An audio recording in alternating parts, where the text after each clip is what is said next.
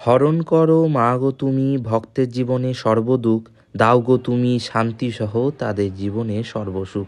জয় মা তারা, কেমন আছেন সবাই? আশা করি মায়ের আশীর্বাদে সকলে ভালো আছেন। তো চলুন ব্লগের শুরুটা হোক মায়ের দর্শন দিয়ে। আর এই হচ্ছে আমাদের জগৎজননী আনন্দময়ী মা উগ্রতারা।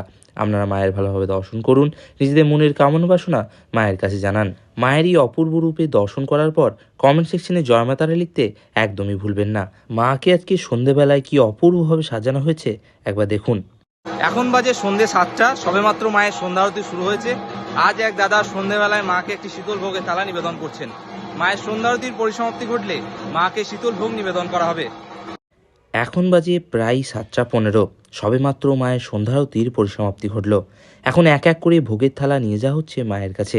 এরপর দাদাদের নাম গোত্র ধরে তাদের ভোগ মায়ের কাছে নিবেদন করে তাদের হাতে তুলে দিলাম এবং নিয়ে আসা হলো দোকানের মধ্যে।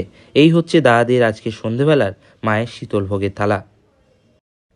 আর এই হচ্ছে দাদা ও তার পরিবারের সকল সদস্যরা যারা আজকে এসছেন মায়ের কাছে পুজো দিতে। এরপর তারা মায়ের শীতল ভোগ ভক্তদের মধ্যে বিতরণ করে দিলেন। প্রতারণার চক্করে না পড়ে সঠিক যোগাযোগে আপনারা তারাপীঠ আসুন, আপনাদের অনুভূতি অন্যরকম হবে।